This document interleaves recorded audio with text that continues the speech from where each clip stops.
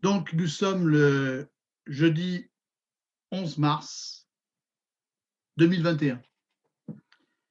Alors, je reprends la lecture de l'Apologie de Raymond Sebond, puisque, comme nous l'avons vu lors de la dernière séance, nous avons étudié les premières pages de cet essai, qui est le plus long de tous les essais de Montaigne. Il se trouve au livre 2, chapitre 12, et nous avons vu la dernière fois que la conception fidéiste de Montaigne va le conduire à nier toute compétence à la raison humaine en matière théologique et religieuse.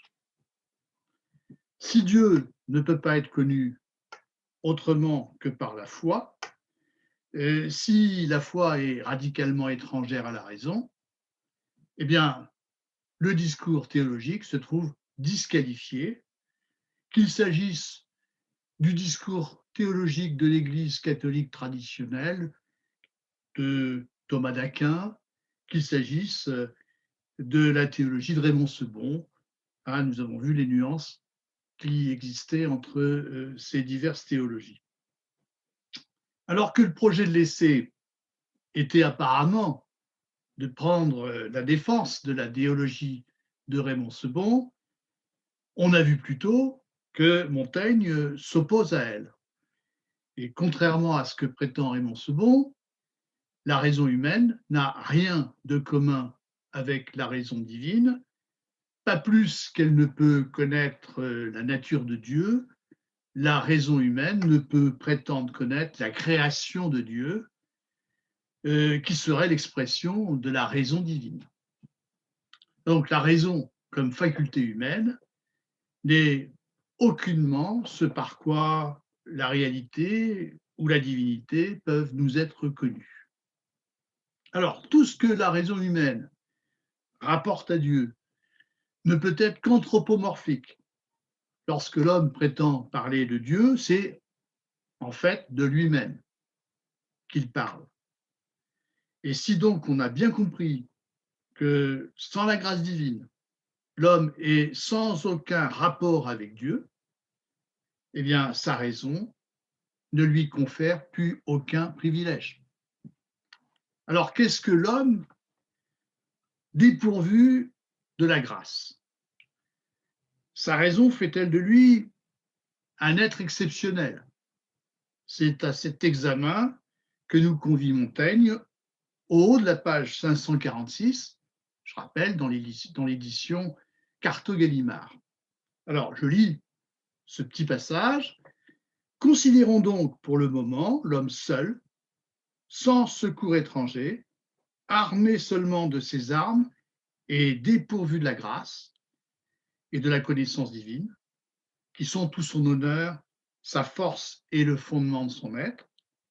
Voyons combien il a de solidité dans ce bel équipage, qu'il me fasse comprendre, en employant la force de sa raison, sur quel fondement il a bâti ces grandes supériorités qu'il pense avoir sur les autres créatures. Je vais plus loin.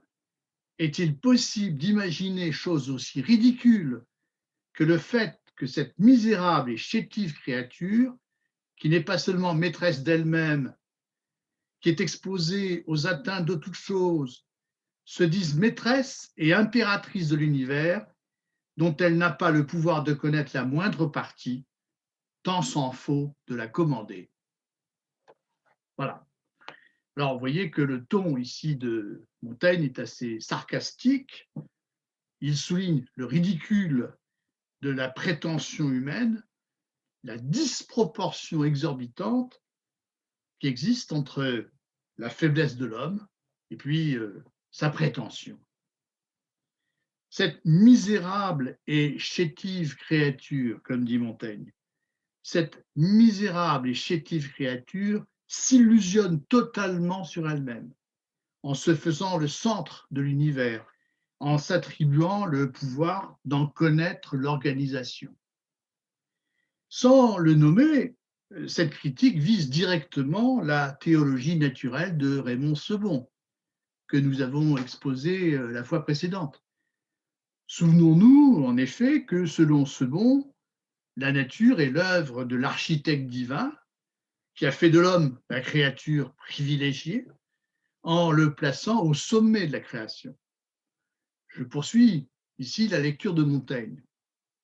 Et ce privilège que l'homme s'attribue d'être le seul dans ce grand édifice, qui est la capacité d'en reconnaître la beauté et les parties, le seul qui puisse rendre grâce de cela à l'architecte et tenir le compte de ce qui se crée et de ce qui se perd dans le monde. Ce privilège, qui le lui a scellé? Qu'il nous montre des lettres patentes qui lui confient cette belle et grande charge. Fin de citation. S'il s'avère que la raison ne peut aucunement s'élever à Dieu, eh bien, elle ne confère strictement aucun privilège à l'homme.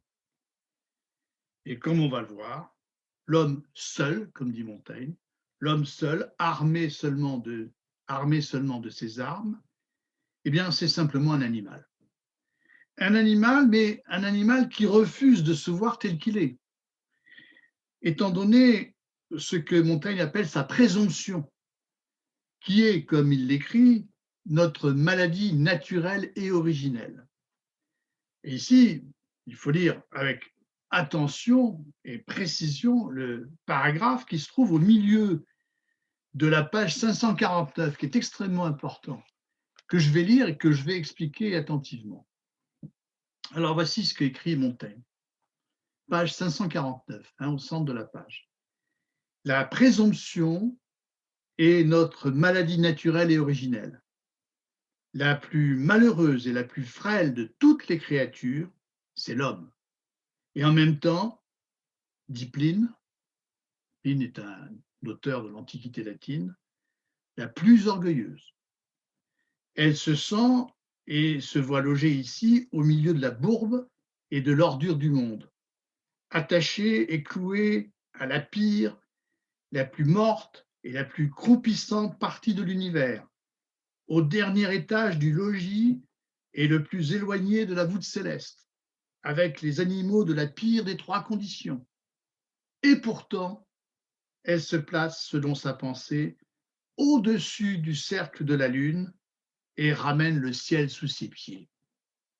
C'est par la vanité de cette même pensée que l'homme s'égale à Dieu, qu'il s'attribue les qualités divines, qu'il se distingue lui-même et se sépare de la foule des autres créatures, taille les parts des animaux, ses confrères et compagnons, et leur distribue telle portion de faculté et de force que bon lui semble. Comment connaît-il, par l'action de son intelligence, les mouvements internes et secrets des animaux? Par quelle comparaison d'eux avec nous conclut-il à la stupidité qu'il leur attribue? Le propos de Montaigne ici ne peut que décontenancer les lecteurs de son temps. Les lecteurs de son temps connaissaient tous la Bible. Ils lisent la Bible. Or, que dit la Bible dans le chapitre consacré à la Genèse? Que l'homme a été créé à l'image de Dieu, que Dieu lui a donné le pouvoir de nommer les animaux et d'en disposer à sa guise. Et puis aussi, les lecteurs de son temps, les lecteurs les plus cultivés, sont également des familiers de la philosophie scolastique qui, à la suite du grand philosophe Aristote, IVe siècle avant Jésus-Christ, définit l'homme comme l'animal rationnel. L'homme est un animal rationnel, un animal doué de logos. Le logos désignant, si vous voulez, le discours argumenté. Or, que fait ici Montaigne? Eh bien, il s'écarte radicalement de l'enseignement des Saintes Écritures et, au lieu de considérer la faculté rationnelle comme la différence spécifique de l'homme, j'emploie l'expression d'Aristote, comme la propriété spécifique de l'homme, au lieu d'en donner une description rigoureuse, eh bien, il met en cause la prétention que l'on fonde habituellement sur sa présence pour affirmer la supériorité de l'homme sur les animaux. Et bien loin d'affirmer que l'homme est un animal supérieur, bien loin de le présenter comme une créature privilégiée, eh bien, Montaigne tient exactement un discours opposé. L'homme, dit-il, est la plus malheureuse et la plus frêle de toutes les créatures. Alors, l'homme est déjà fragile en tant que créature, comme les autres créatures. Il est vulnérable et mortel, comme tous les êtres vivants. Il est exposé à la souffrance, comme tous les animaux. Mais il est la plus malheureuse et la plus frêle de toutes les créatures en ce qu'il n'accepte pas ses limites naturelles, en ce qu'il se pense doué d'une essence supérieure. C'est une créature malheureuse, je cite, je reprends le texte ici de Montaigne, c'est une créature malheureuse parce qu'elle se sent et se voit logée ici au milieu de la bourbe et de l'ordure du monde, attachée et clouée à la pire, la plus morte et la plus croupissante partie de l'univers, au dernier étage du logis et le plus éloigné de la voûte céleste, avec les animaux de la pire des trois conditions, c'est-à-dire la condition terrestre. Alors, Montaigne, ici, ne se contente pas de juxtaposer le malheur de l'homme et son orgueil. Il établit un lien entre les deux. Ainsi, l'homme se sent d'autant plus malheureux qu'il se sent déchu, qu'il se sent rabaissé à la condition terrestre d'un animal.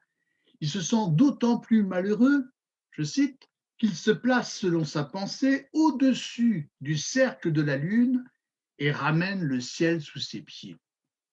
Alors ici, Montaigne fait clairement allusion à la représentation de l'univers qui était celle des Grecs de l'Antiquité et d'ailleurs qui prévaut jusqu'à l'époque de Montaigne, hein. C'est-à-dire au fond la représentation d'Aristote et de Ptolémée qui va régner donc jusqu'à son époque et qui sera remise en cause par Copernic. Selon cette représentation, qui, je répète, va très très longtemps dominer, hein, selon cette représentation, l'univers est composé de deux mondes. Il y a le monde céleste, celui qui se trouve au-dessus du cercle de la Lune, qu'Aristote appelait le monde supralunaire, dans lequel, au fond, les astres sont des êtres incorruptibles, dotés d'un mouvement circulaire uniforme qui exprime leur perfection. Donc, vous avez d'un côté donc, le monde céleste, hein, le monde parfait, le monde incorruptible, et puis en dessous de la Lune, le monde terrestre, le monde sublunaire, comme dit Aristote, ce monde où nous vivons, où les êtres naissent, croissent et meurent, où ils sont soumis au changement et au devenir, où ils sont corruptibles. Et ici, par son corps, au fond, l'homme s'éprouve comme un animal qui fait partie du monde sublunaire, hein, un animal destiné à mourir, et puis par sa pensée, eh bien, il prétend s'élever au-dessus de sa condition terrestre et participer à l'immortalité des êtres célestes. Et c'est bien parce que l'homme se pense ainsi comme étant doué d'une essence supérieure, purement spirituelle, c'est parce qu'il se conçoit au fond comme une âme immortelle et qu'il se sent rabaissé et malheureux de partager la condition terrestre des êtres corruptibles qui doivent se loger, comme je reprends le texte, au dernier étage du logis, le plus éloigné de la voûte céleste, avec les animaux de la pire des conditions. Donc, ce que Montaigne appelle ainsi la présomption de l'homme, sa vanité, eh bien, c'est ce qui le pousse imaginairement à nier ses limites naturelles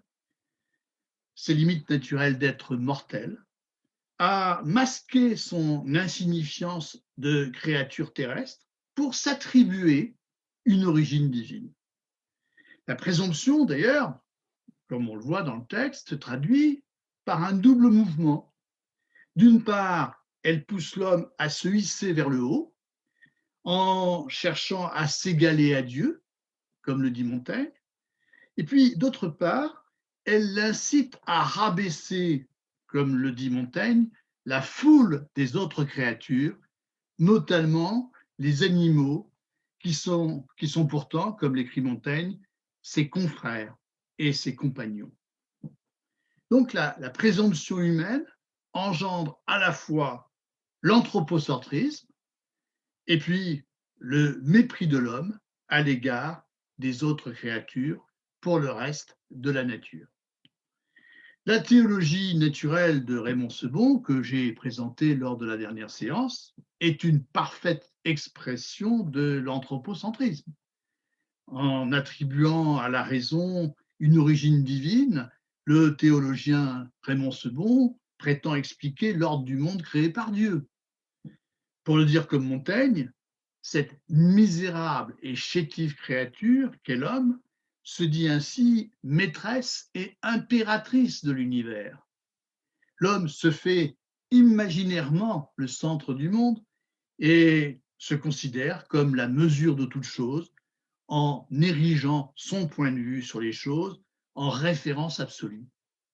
Il prétend ainsi que le monde a été ordonné pour lui, autour de lui, par l'architecte divin, et il prétend juger les autres êtres à partir de lui.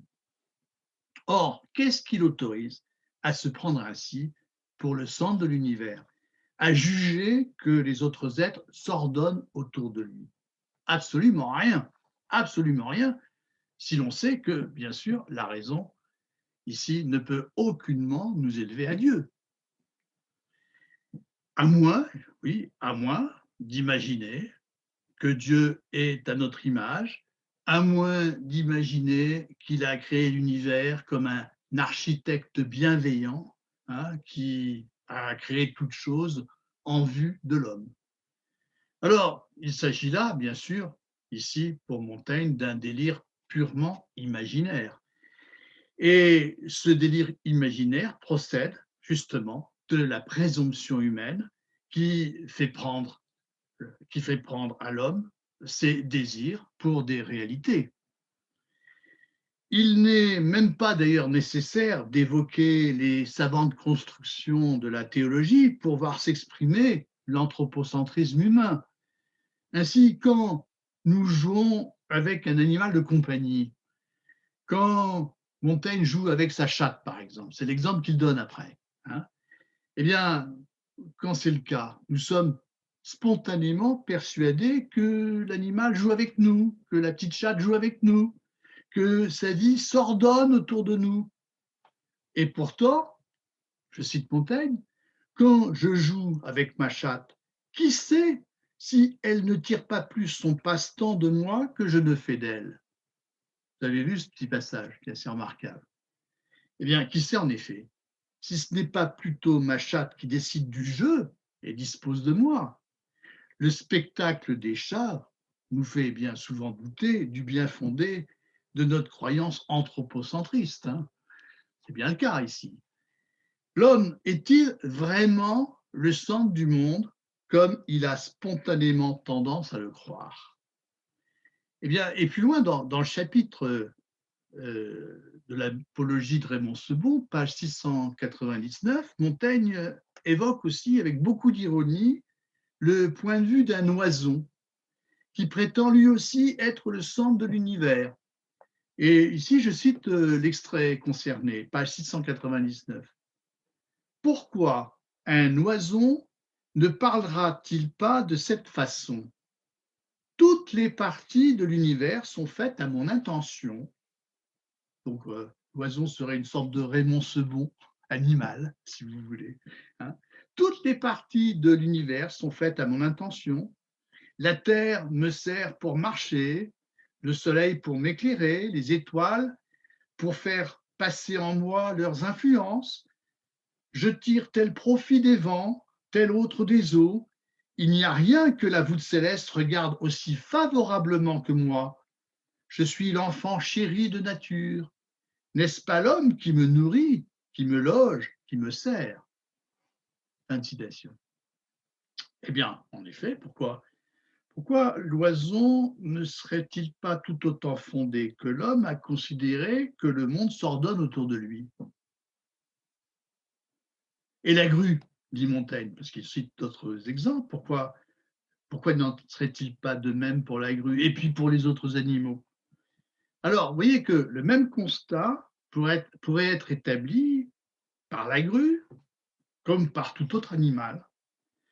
En démultipliant ainsi les points de vue, Montaigne souligne l'absurdité de notre anthropocentrisme qui consiste à faire valoir exclusivement un seul point de vue, notre point de vue humain.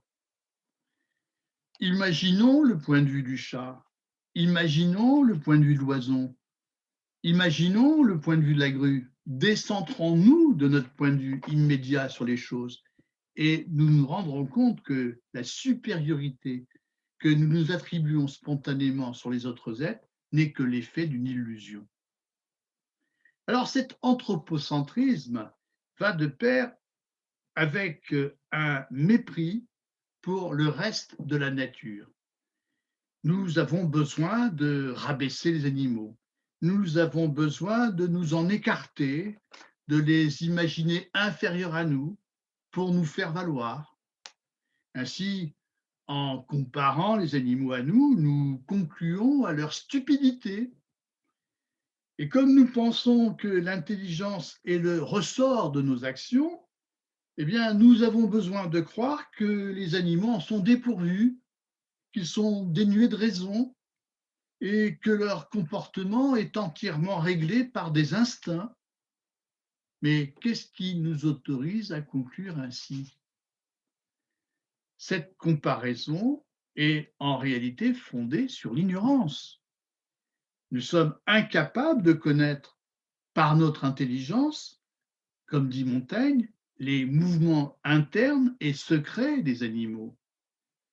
Nous cernons bien les nôtres intérieurement, mais les ressorts internes des actions animales, nous ne les voyons pas.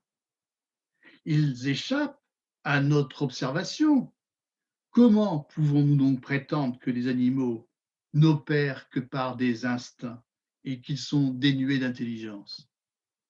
Qui sait, pour reprendre la question de Montaigne, qui sait si les animaux ne sont pas eux-mêmes pourvus de raison? Pouvons-nous affirmer en toute certitude que la raison est le propre de l'homme et qu'elle fonde sa supériorité sur les animaux? N'est-ce pas là encore une affirmation qui procède de la présomption humaine? Alors, avant de voir comment Montaigne va combattre cette présomption et contraindre l'homme à renoncer à la supériorité illusoire qu'il s'attribue sur les autres créatures, c'est ce qu'il va faire en établissant un bestiaire, hein, eh bien, il me paraît nécessaire de dire quelques mots sur le rapprochement qu'on est tenté de faire entre Montaigne et Pascal. Nous avions évoqué ce rapprochement lors de la dernière séance. Et j'y reviens ici parce que je crois que ça a son intérêt. Même si vous ne connaissez pas bien Pascal, vous allez comprendre de quoi il s'agit. Quand Montaigne évoque la misère et l'orgueil de l'homme, on peut penser en effet que son propos est très proche de celui que tiendra Pascal un siècle plus tard dans ses pensées.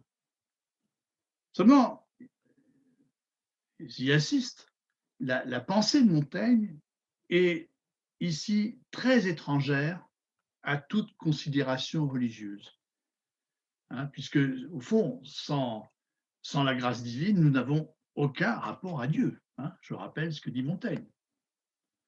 Bien sûr, la maladie originelle de la créature humaine, évoquée par Montaigne, fait songer au péché d'orgueil d'Adam, le premier homme.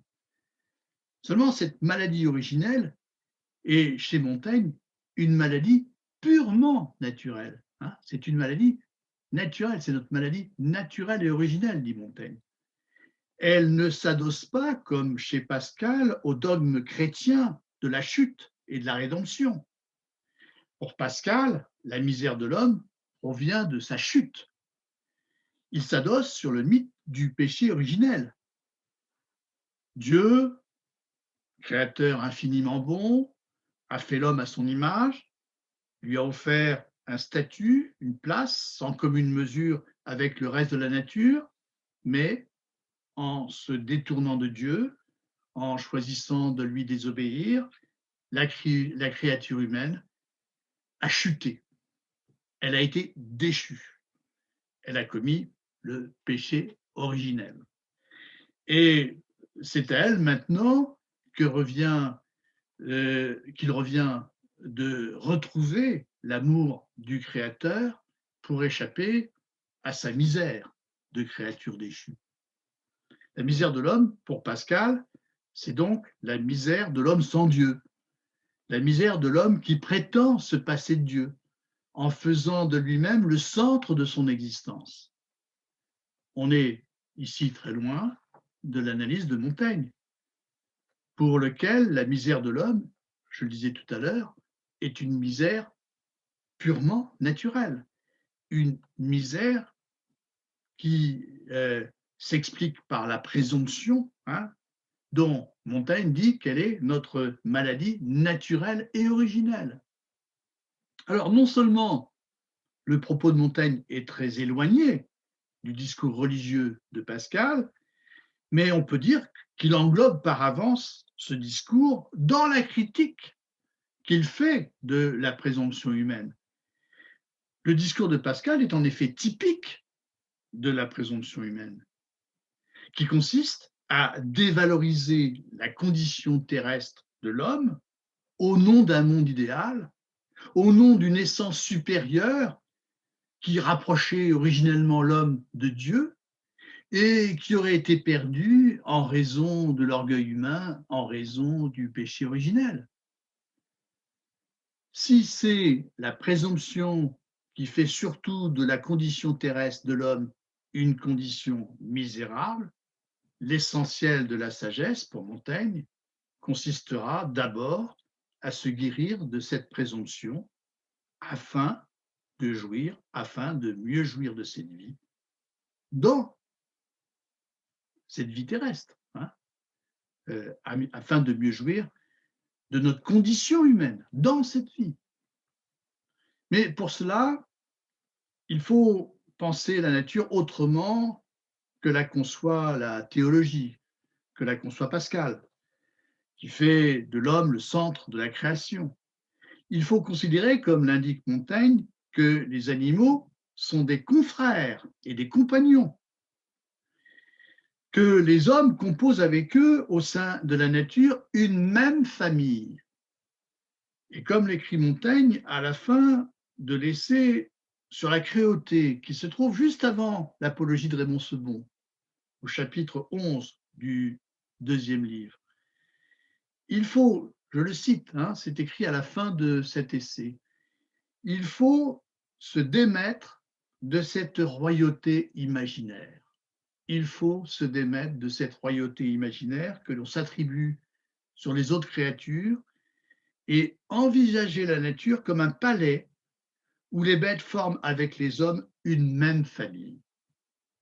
Donc, si l'on parle ici d'une famille, hein, si on parle des membres d'une même famille, eh bien, les membres d'une même famille sont intimement liés et se doivent mutuellement respect et affection.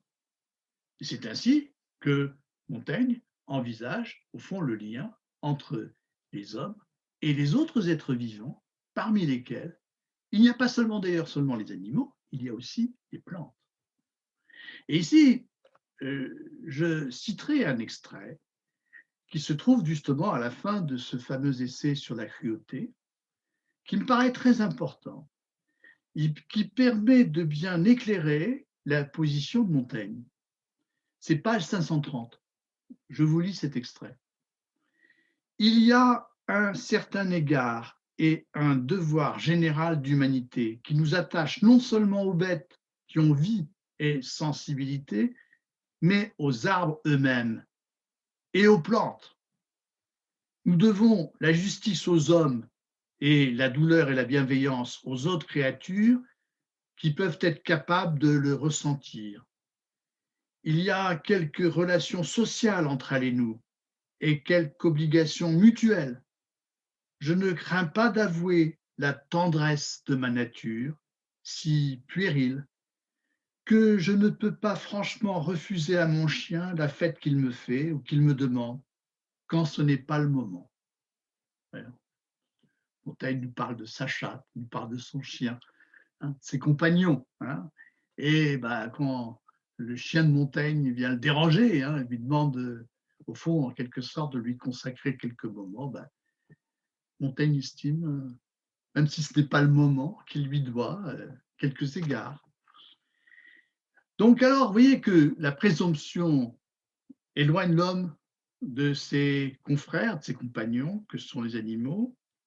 Eh bien, l'homme fait véritablement preuve d'humanité, c'est le mot qu'emploie Montaigne, il fait preuve d'humanité en manifestant de la douceur et de la bienveillance à leur égard, de la justice à l'égard des hommes, de la douceur et de la bienveillance à l'égard des animaux et des plantes. Hein? Pas seulement d'ailleurs à l'égard des animaux, mais comme vous l'avez vu aussi à l'égard des plantes. Alors ici, c'est très intéressant, vous voyez que le terme d'humanité est employé dans un sens assez nouveau, et on peut dire que c'est Montaigne qui invente ce nouveau sens, hein, où le mot humanité, hein, faire preuve d'humanité, hein, c'est un sentiment moral en quelque sorte, hein, qui est ici désigné par le mot, mais l'humanité ne s'ouvre pas seulement aux hommes, elle s'ouvre à tous les vivants, aux plantes et aux animaux. Et on peut dire que l'humanité, c'est ce qui s'oppose ici à la présomption, à l'orgueil. L'orgueil, la présomption, la vanité font que l'homme se représente sa nature comme un domaine à conquérir, à exploiter pour satisfaire ses intérêts, pour accroître sa puissance, pour accroître ses richesses. L'humanité consiste au contraire à rappeler à l'homme qu'il est un vivant parmi d'autres vivants, qu'il fait partie de la même famille que tous les vivants, qu'ils soient hommes, animaux ou plantes. Et ici, il n'est pas exagéré de dire qu'il y a chez Montaigne une pensée écologique, une éthique écologiste qui marque franchement ses distances avec le projet qui consiste à considérer la nature exclusivement comme un domaine à exploiter, exclusivement du point de vue des intérêts économiques immédiats de l'homme. Et je n'invente pas, c'est vraiment clair dans le texte, hein, si vous voulez. C'est vraiment très, très net. Hein. Alors, venons-en maintenant au bestiaire que présente Montaigne de la page 549 à la page 590. Il occupe près de 40 pages dans l'Apologie de Raymond Sebond. Montaigne s'inspire ici de deux auteurs d'Antiquité, Plutarque et Pline. Alors, Plutarque est l'auteur d'un traité, d'ailleurs, Plutarque est très souvent cité par Montaigne, vous avez remarqué. Plutarque est l'auteur d'un traité qui a pour titre « Quels animaux sont les plus avisés ?» Et Pline, lui, est l'auteur d'une histoire naturelle. Alors, ici, il faut rappeler que le mot histoire, dans son premier sens, signifie enquête. Histoire, c'est une enquête. Hein. On a oublié ce sens-là. D'ailleurs, au XIXe siècle, on ne faisait pas des sciences naturelles, on faisait de l'histoire naturelle, pour désigner, au fond, la biologie. Alors, ne nous méprenons pas sur la fonction de ce bestiaire. Montaigne ne prétend pas faire ici œuvre de science. Il ne prétend pas écrire un ouvrage savant sur le comportement des animaux. Son propos n'est pas là. Il s'agit pour lui de combattre la présomption humaine qui fait que l'homme prétend être supérieur à l'animal, car il serait le seul animal à disposer de la raison. Il ne s'agira donc pas d'une étude objective du comportement animal, il s'agira plus exactement d'une analyse permettant d'évaluer la pertinence des discours que les hommes portent ordinairement sur les animaux. La question centrale est la suivante. Au nom de quelle évidence attribue-t-on la raison seulement à l'homme? La présence de cette faculté en l'homme autorise-t-elle à conclure que l'homme est naturellement supérieur aux animaux? Alors, comme l'écrit Montaigne, page 559, je cite, il n'y a pas d'apparence de raison, comprenez, il n'y a pas de justification, d'apparence de justification, donc il n'y a pas d'apparence de raison de penser que les bêtes font par penchant naturel et imposé, c'est-à-dire par instinct, les mêmes choses que nous faisons par choix et ingéniosité. Je reprends, si vous voulez, cette formule. Il n'y a pas d'apparence de raison de penser que les bêtes font par penchant naturel et imposé les mêmes choses que nous faisons par choix et ingéniosité. Alors, pour répondre à la question que j'ai présentée, Montaigne va produire un raisonnement assez rigoureux et il mettra en œuvre le principe de méthode qu'il énonce page 559 et que je vous cite. Il faut bien le retenir. À partir de résultats semblables, nous devons conclure qu'il y a des facultés semblables. Je reprends. À partir de résultats semblables, nous devons conclure qu'il y a des facultés semblables. Alors, dans la mesure où, comme nous l'avons dit, il est impossible d'accéder à une intériorité des bêtes qui nous permettrait de voir les mouvements internes et secrets des animaux qui engendrent leurs actions, eh bien, nous n'avons d'autre solution que de comparer par l'observation les comportements respectifs des hommes et des bêtes. Il ne faut pas avoir accès à l'intériorité des animaux. Donc, on ne disposera ici que de l'observation comparée. Alors, si l'observation montre des comportements analogues, eh bien, nous n'avons alors aucune raison de supposer que les principes de l'action diffèrent chez les hommes et chez les bêtes. À partir de là, il ne peut y avoir que deux conclusions possibles. Deux conclusions possibles.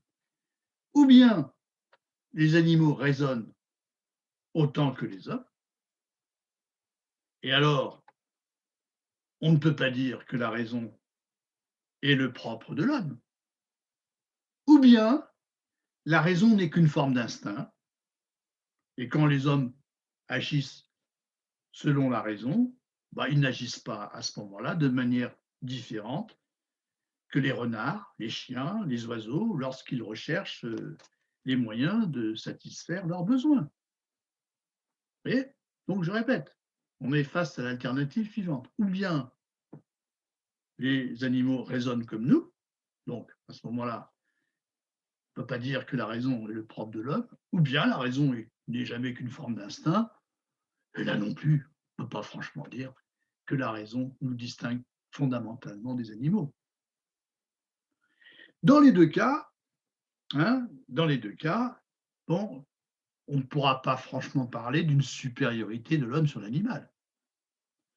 Il est clair en tout cas que l'observation ne révèle aucune différence notable dans les comportements des hommes et des bêtes, comme le montre justement le bestiaire qu'établit Montaigne en multipliant un nombre considérable d'exemples. L'observation ne nous permet pas de conclure qu'il y a seulement de l'intelligence chez les hommes, et elle ne nous permet pas d'établir une supériorité de l'homme sur les animaux. Je cite Montaigne, à partir de résultats semblables, donc nous devons conclure qu'il y a des facultés semblables, si c'est le principe de méthode, et nous devons avouer par conséquent, je cite encore Montaigne, nous devons avouer par conséquent que cette même intelligence, cette même méthode qui règle notre activité, ce sont aussi celles des animaux. Page 559. Donc rien ne permet de justifier que nous parlions pour l'homme de choix et d'ingéniosité quand nous parlons, concernant les bêtes, d'un penchant naturel et imposé. Cette distinction que nous faisons procède en réalité de notre présomption qui nous fait toujours juger inférieurs les êtres qui diffèrent de nous, à savoir ici les animaux. Alors, en multipliant les observations, Montaigne s'emploie au contraire à montrer ce qu'il appelle la parité qui existe entre les bêtes et les hommes. Page 550, je cite. Il nous faut remarquer la parité qui est entre nous, bêtes et hommes. Quelques exemples. Les animaux sont tout autant capables de langage, de raison, de sentiment, de sociabilité, de moralité. Il va multiplier les exemples pour montrer tout cela. Alors, si nous ne pouvons pas vraiment communiquer avec les bêtes, ce n'est pas parce qu'elles sont stupides. C'est ce que nous avons tendance à dire. C'est tout simplement parce que, au fond, la communication est difficile, mais cette difficulté n'est pas seulement de leur fait, elle est aussi de notre fait. La difficulté est partagée, si vous voulez. Je cite encore Montaigne. Nous avons quelque intelligence approximative de leurs pensées. Et c'est vrai aussi réciproquement des bêtes. Elles nous comprennent aussi seulement dans une certaine mesure. La difficulté de se comprendre, elle vaut d'un côté comme de l'autre. Et puis, comme le montre Montaigne, il y a une mutuelle interaction entre les bêtes et nous. Je cite, elles nous flattent, nous menacent et nous sollicitent et nous en faisons autant avec elles. Donc, il y a une interaction entre les deux.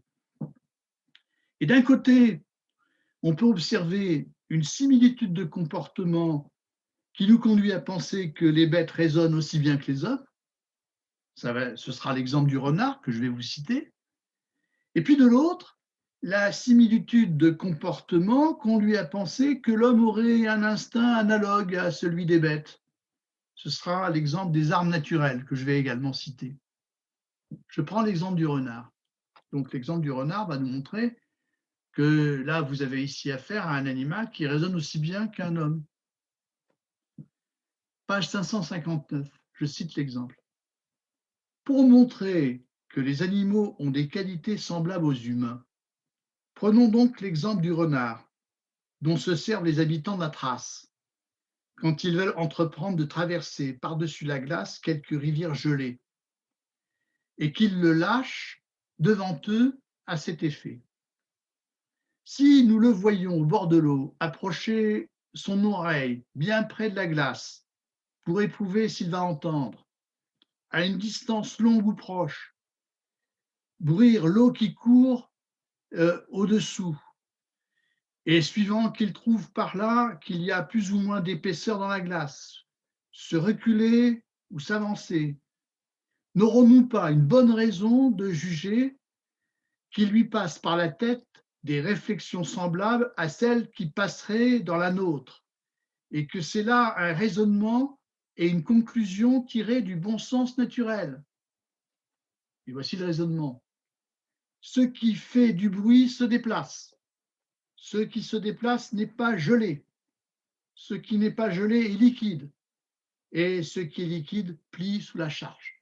Voilà le raisonnement qu'effectue le renard. Donc, il ne fait aucun doute pour Montaigne qu'on a bel et bien ici affaire à un raisonnement logique, et qu'il ne s'agit pas simplement d'une sorte d'acuité auditive. Non, c'est un raisonnement. Le renard fait la preuve ici d'un raisonnement.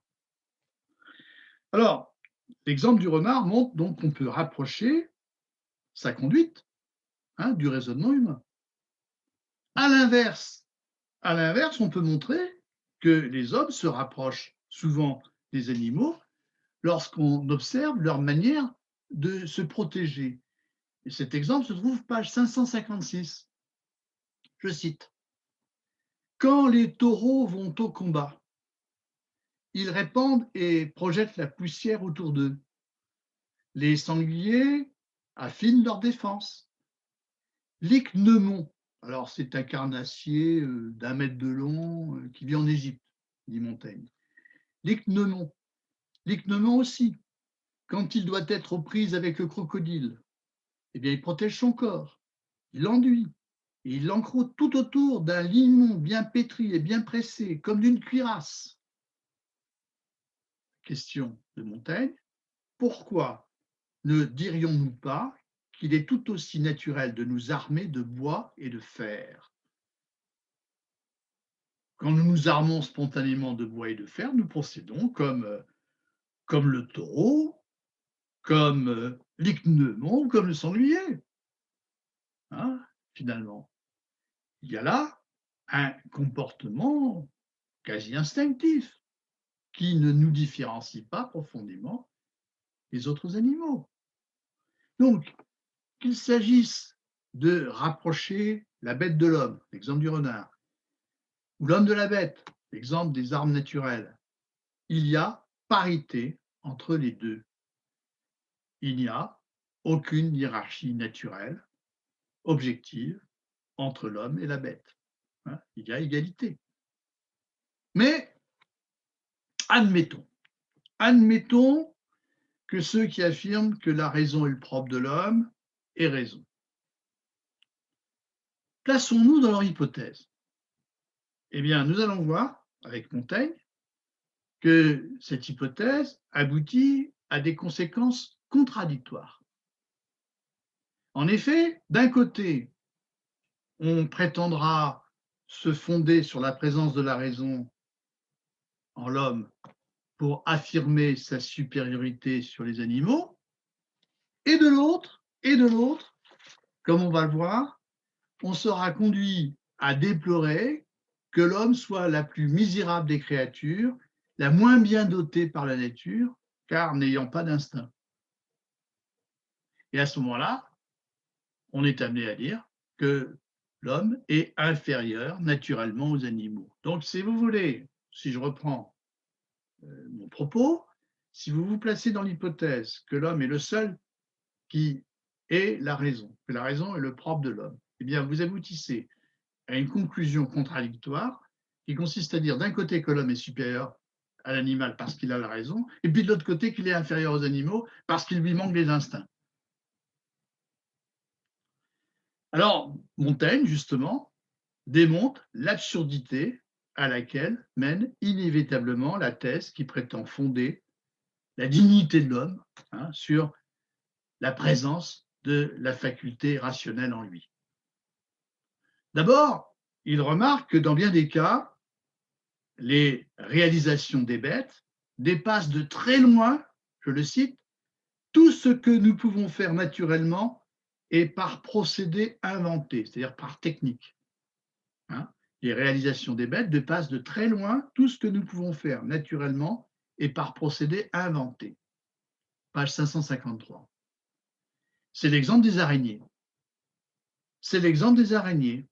C'est aussi l'exemple des hirondelles. Les araignées sont capables de tisser des toiles que nous sommes incapables de réaliser. Que ce soit par des moyens naturels, nos moyens naturels ici sont très limités, mais que ce soit aussi en passant par des techniques, en inventant des techniques. D'une certaine façon, les araignées font preuve ici de prouesse, de performance que nous ne pouvons pas égaler. Mais malgré les prouesses dont elles font preuve, les hommes persistent à dire qu'elles opèrent seulement par instinct. Ils se refusent à considérer qu'elles agissent par intelligence, étant entendu, évidemment, que la raison ne peut que leur être réservée, étant entendu que les hommes considèrent que la raison est le propre de l'homme. Mais admettons qu'il s'agisse là d'un instinct. Admettons que les araignées procèdent par instinct. comme le fait remarquer, si c'est vraiment bien de l'instinct, eh bien, les hommes n'ont aucune raison de se féliciter d'y échapper. Car cela veut dire alors que la nature les a particulièrement défavorisés, en ne les dotant pas de tels instincts, en les condamnant à chercher laborieusement par leur technique les moyens de pallier cette absence d'instinct, cette insuffisance naturelle pour parvenir à satisfaire leurs besoins. C'est-à-dire que, au fond, l'homme se révèle bien inférieur aux animaux, justement en ce qu'il lui manque les instincts qui lui permettent de s'adapter à la nature et de pourvoir à ses besoins. Et comme le dit Montaigne, je le cite, vraiment à ce compte-là, nous serions bien en droit d'appeler la nature une injuste marâtre. Hein, nous serions bien en droit d'appeler la nature une très injuste marâtre. C'est-à-dire que nous serions vraiment en droit de nous plaindre qu'elle nous ait aussi peu dotés, qu'elle ait oublié de nous donner les moyens naturels de pourvoir à nos besoins. Alors, on voit ici que la thèse qui prétend que la raison est le propre de l'homme et qui fonde sur cette propriété la dignité de l'homme, eh bien, cette thèse aboutit en fait à une conclusion contradictoire, puisqu'elle revient à affirmer contradictoirement que par sa raison, l'homme est supérieur aux animaux, et en même temps qu'il leur est inférieur, car il est moins bien doté naturellement que les animaux. Alors, cette idée d'une infériorité naturelle de l'homme par manque d'instinct, elle est déjà exprimée dans un mythe très célèbre, exposé par le sophiste Protagoras dans le dialogue éponyme qui a été rédigé par Platon au 5e siècle avant Jésus-Christ. Ce mythe, c'est le mythe de Prométhée, que je vais brièvement vous résumer. Et d'ailleurs, ici, si vous lisez le texte de Montaigne, il y fait allusion à sa façon, à sa façon. Alors, qu'est-ce que raconte le mythe de Prométhée? Il raconte comment les races mortelles sont apparues sur Terre et comment Épiméthée, qui était un titan, et Épiméthée en grec ça veut dire l'étourdi, eh bien, ce mythe raconte comment Épiméthée s'est chargé de répartir équitablement les différents attributs qui permettront à chaque espèce de survivre. Alors, aux uns, il donne des griffes, aux autres, des crocs, aux uns encore une carapace, une fourrure pour se protéger, aux autres qui sont plus légers, des ailes pour s'enfuir en cas de danger. Bref, Épiméthée distribue tous les dons qui sont en sa possession aux uns et aux autres, aux divers animaux, mais il s'aperçoit à la fin qu'il a oublié l'homme. Il a tout distribué, mais il ne reste plus rien à l'homme. Épiméthée a oublié de doter l'homme et il ne reste plus rien à distribuer. Donc l'homme se trouve être le seul animal, comme dit le texte de Platon, le seul animal nu, sans chaussures, sans vêtements, sans armes. Il est donc en danger de mort. Son espèce risque de disparaître. Heureusement, il y a Prométhée, le frère d'Épiméthée. Et Prométhée, en grec, ça veut dire le prévoyant. Prométhée, pour compenser l'oubli de son frère, vole le feu et le savoir technique au dieu Héphaïstos, dieu de la forge, et à la déesse Athéna, déesse de la sagesse. Et ainsi, l'homme reçoit le pouvoir d'inventer des techniques pour compenser son insuffisance naturelle, c'est-à-dire qu'il est désormais condamné à pallier donc son déficit naturel en faisant preuve d'ingéniosité, en inventant par des techniques des artifices qui lui permettront de survivre. Voilà, si vous voulez, résumer le mythe de Prométhée auquel ici fait allusion Montaigne. Or, si vous regardez bien le texte, Montaigne s'inscrit en faux contre la thèse présentée par le mythe de Prométhée. À cette thèse, il oppose l'idée que la nature n'a négligé aucune de ses créatures et que l'homme n'est aucunement démuni par rapport aux autres animaux. Il y a égalité entre les hommes et les animaux. Il n'y a pas de supériorité, mais il n'y a pas non plus d'infériorité. Je cite Montaigne, « Notre organisation n'est pas à ce point difforme et anormale. Nature a enveloppé dans son affection toutes ses créatures sans exception. » C'est page 554-555. Je poursuis. Ces récriminations-là sont injustifiées. Il y a dans l'organisation du monde une plus grande égalité et un rapport plus uniforme entre les bêtes et nous. Au fond, il y a un équilibre écologique, si vous voulez, pour le dire d'une façon moderne. Donc, alors ici, si je prends toujours le mythe de Prométhée, selon ce mythe, le vêtement fabriqué par l'homme est un artifice inventé pour pallier les insuffisances de la nature, pour protéger l'homme du froid. Dans son dénuement, s'il veut survivre, l'homme doit se procurer par lui-même ce que les autres animaux ont reçu naturellement.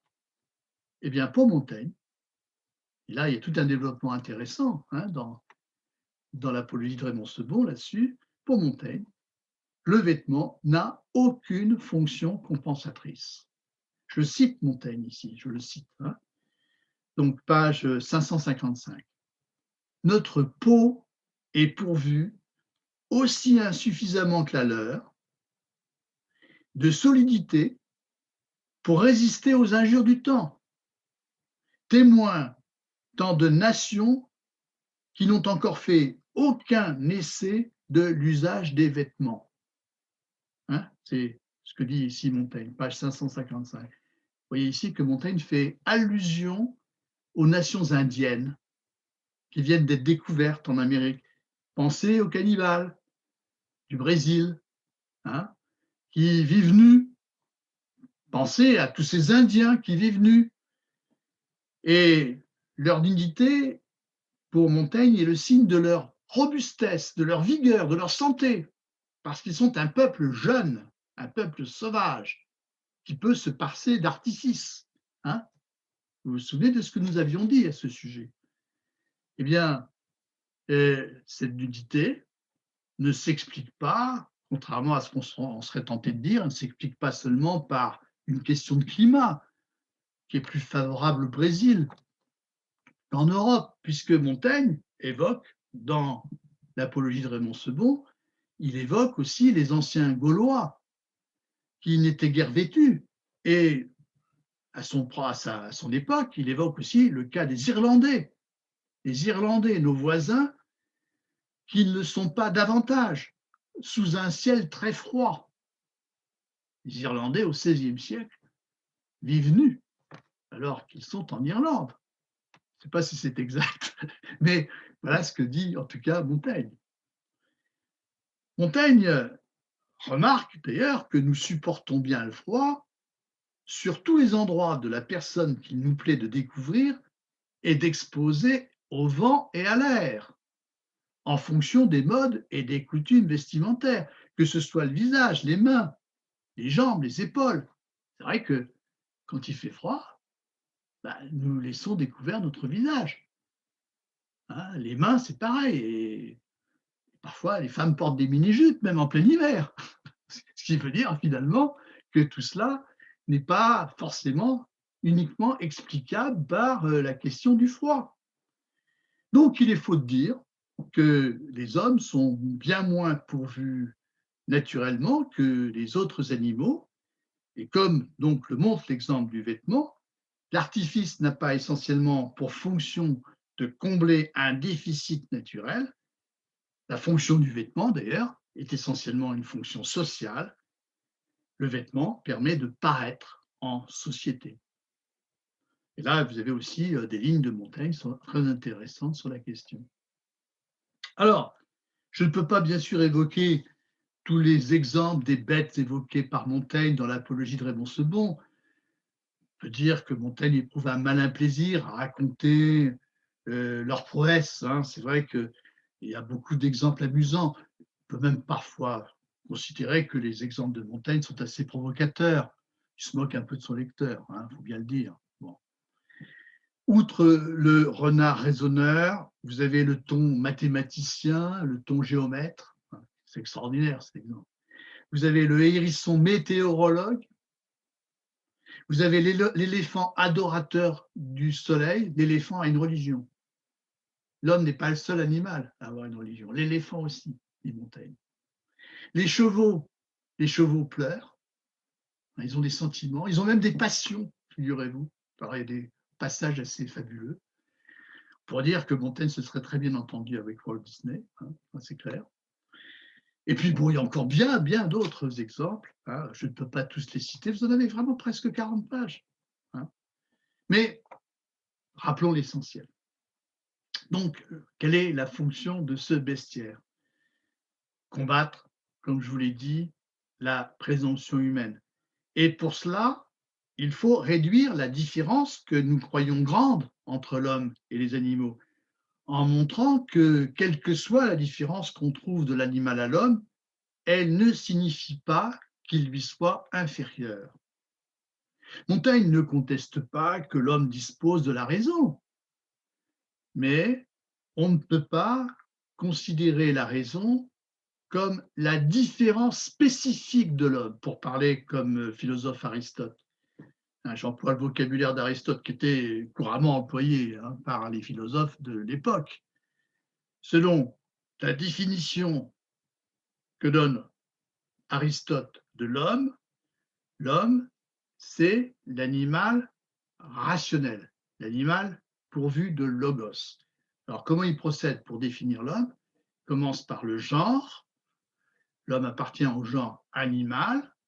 Ce genre se subdivise en plusieurs espèces et pour caractériser l'espèce en question, il faut exhiber sa différence spécifique, c'est-à-dire la propriété qui la distingue des autres espèces. Or, en ce qui concerne l'homme, la différence spécifique de l'homme, c'est la raison.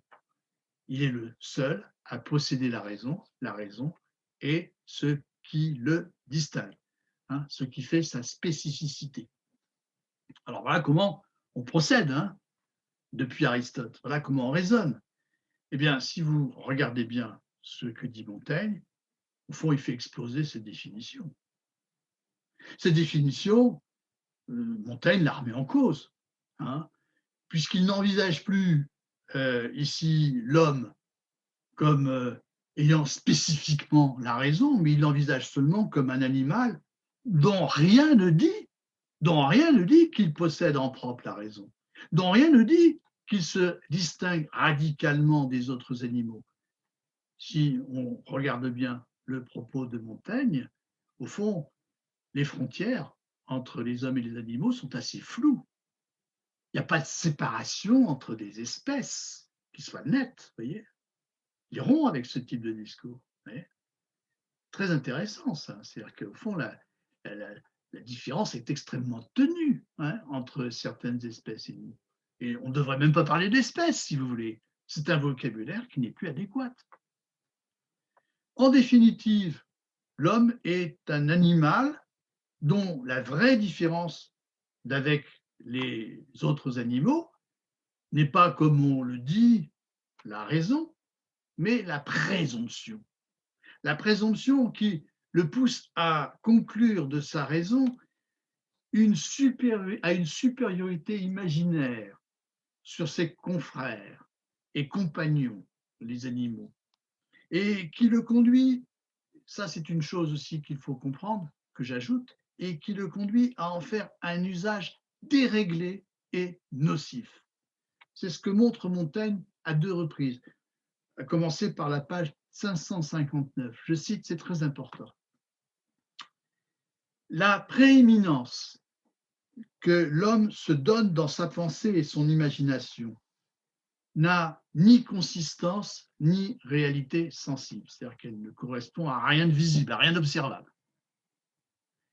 Et s'il est vrai que lui seul, parmi tous les animaux, ait cette licence de l'esprit et ce dérèglement de pensée qui lui montre ce qui est, ce qui n'est pas, ce qu'il veut, le faux et le véritable, c'est un avantage qui lui est vendu bien cher et dont il a bien peu à se glorifier, car c'est de là que naît la source principale des maux qui l'accablent: péché, maladie, irrésolution, agitation, désespoir. Je reprends cette formule, je crois qu'elle est remarquable. Et s'il est vrai que lui seul, parmi tous les animaux, ait cette licence de l'esprit et ce dérèglement de pensée qui lui montre ce qui est, ce qui n'est pas, ce qu'il veut, le faux et le véritable, c'est un avantage qui lui est vendu bien cher et dont il a bien peu à se glorifier, car c'est de là que naît la source principale des maux qui l'accablent: péché, maladie, irrésolution, agitation, désespoir. Je commente. Donc, ce qui est censé être un avantage pour l'homme, c'est-à-dire sa pensée, sa raison, son imagination, son esprit, si vous voulez, en général, hein, ce qui est censé être un avantage, c'est-à-dire son esprit, n'est en réalité que l'instrument de sa dégradation, de sa déchéance. Je reprends la formule de Montaigne. C'est un avantage qui lui est vendu bien cher et dont il a bien peu à se glorifier. Pourquoi? Pourquoi? Eh bien, parce qu'en vérité, la raison, l'imagination, toutes les qualités de l'esprit dont l'homme se glorifie communément, eh bien, tout cela devient l'instrument d'un dérèglement qui écarte l'homme de la nature, et ce dérèglement est à la source des maux qui accablent l'homme. Ces maux sont d'ordre moral, Montaigne parle de péché, ils sont d'ordre physique, il s'agit des maladies, et ils sont aussi d'ordre psychologique, il parle d'irrésolution, d'agitation, de désespoir. C'est-à-dire, au fond, la présomption, hein, cette présomption qui pousse l'homme, c'est elle qui pousse l'homme à faire un usage déréglé de ses facultés, les facultés de son esprit. Usage déréglé qui le conduit à la maladie et au malheur qui l'accable et lui font quitter la quiétude dont jouissent au contraire ses confrères et ses compagnons que sont les animaux. Et sans chercher ici à tout prix à faire des rapprochements avec d'autres philosophes, il me semble tout de même qu'on peut trouver dans l'œuvre de Jean-Jacques Rousseau, 2 siècles plus tard, une analyse assez voisine. Et aussi, je dirais, même, j'ai déjà chez Montesquieu. Bon, enfin, on connaît moins Montesquieu. Je dirais que, c'est là que ça me fait dire d'ailleurs que Rousseau s'est beaucoup inspiré de Montaigne. Hein. Lorsque Rousseau montrera dans son discours sur l'origine et les fondements de l'inégalité parmi les hommes que ce qui distingue avant tout l'homme de l'animal, ce n'est pas la raison, ce n'est pas l'intelligence. Au fond, il n'y a qu'une différence de degré entre l'homme et l'animal, hein, sur le plan de la raison. Hein, il n'y a pas vraiment de différence de nature. Ce qui distingue donc pour Rousseau l'homme de l'animal, ce n'est pas la raison, mais c'est le pouvoir que l'homme a de s'écarter de la nature, qu'il appelle la liberté. Qu'il appelle la liberté. Au fond, l'homme est cet animal qui a le pouvoir de s'écarter de la nature, qui a le pouvoir de s'écarter de son animalité, si vous voulez, pour le dire d'une autre façon. Eh bien, la liberté, justement, est ce pouvoir de s'écarter de la règle fixée par la nature qui peut conduire l'homme, qui peut, dans bien des cas, conduire l'homme à tous les excès et à devenir l'artisan de son propre malheur. Et c'est ce que démontrera Rousseau avec son fameux discours sur l'origine et les fondements de l'inégalité parmi les hommes. C'est-à-dire, il montrera comment, en s'écartant de la nature, l'homme devient un être humain distinct de l'animal, hein, un animal qui s'écarte de la nature, qui, en large partie, sera l'artisan de ses propres malheurs. Eh bien, vous avez déjà, au fond, d'une certaine façon, ce type de diagnostic, hein, dans l'œuvre de Montaigne. Alors, j'en resterai ici de ce commentaire. Euh, je vous indique juste quelques petites choses, hein, avant d'ouvrir la discussion. Comme vous avez pu vous en rendre compte, l'Apologie de Raymond Sebond donc, est un texte très très long, hein, c'est l'essai le plus long des essais, hein, je rappelle. Et en plus, ce texte fourmille d'un nombre considérable de références, hein, ce qui ne rend pas toujours la lecture facile. Il faudrait, je ne sais pas, 7 ou 8 séances supplémentaires pour en faire une lecture précise, hein. C'est impossible, hein, on ne pourra pas le faire, hein, si vous voulez, c'est normal, hein. Alors, ce que je proposerai en échange, c'est de vous envoyer un complément qui permettra de faire la synthèse du développement qui va suivre. Et après le bestiaire, hein, que nous venons de présenter. Alors, forcément, ce sera plutôt un survol, mais son ambition, ce sera de montrer dans quelle direction Montaigne va poursuivre cette réflexion. Et je peux déjà vous indiquer qu'il la poursuivra selon 4 étapes. Dans un premier temps, il se demandera ce que peut apporter la raison, et notamment l'œuvre de la raison qui est la science, hein. Qu'est-ce que nous apporte la science, hein? Est-ce qu'elle peut finalement nous apprendre à mieux vivre?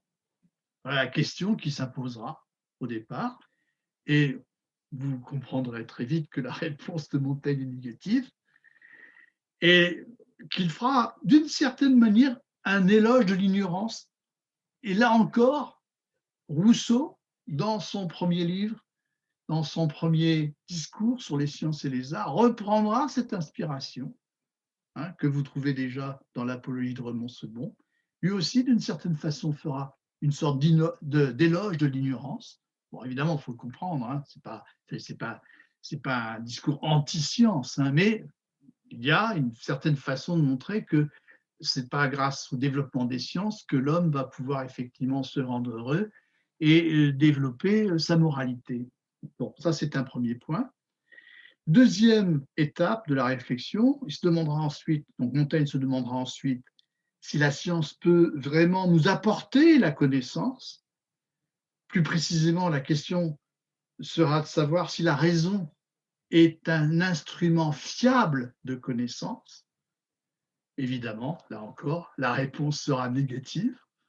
La réponse sera négative et Montaigne sera amené à réfléchir sur les limites de notre savoir. Et cette réflexion sur les limites de notre savoir le conduira justement à reprendre à sa manière la méthode du scepticisme, qui est une philosophie, hein, antique, hein, la méthode du scepticisme de Pyrrhon, hein, philosophe sceptique de l'Antiquité. C'est cette méthode qu'il va reprendre pour, au fond, mener sa réflexion.